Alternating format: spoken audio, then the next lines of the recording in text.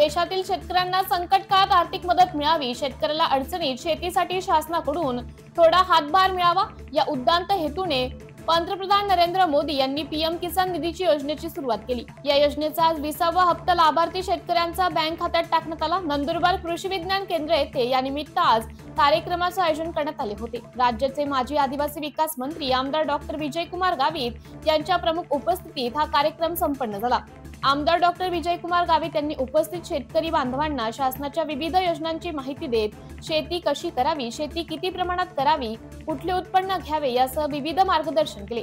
याच वेळी त्यांनी कृषी विज्ञान केंद्राची शेतकऱ्यांना कशा प्रकारे लाभ मिळत आहे याची देखील माहिती देत सरकार शेतकऱ्यांच्या हितासाठी कटिबद्ध असल्याचं प्रतिपादन देखील त्यांनी केले। एक अडीअडचणीच्या वेळेला शेतकऱ्यांना मदत झाली पाहिजे आणि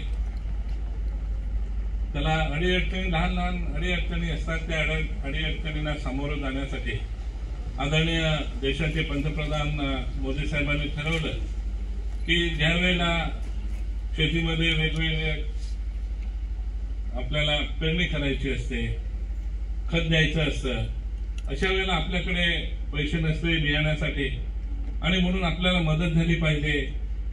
इकडे तिकडे जाऊन कर्ज घेण्यापेक्षा या पैशाचा वापर ते करू शकते म्हणून आदरणीय मोदी साहेबांनी पीएम किसान सन्मान निधी ती द्यायची ठरवलं आणि रेग्युलरपणे ती दिली जाते।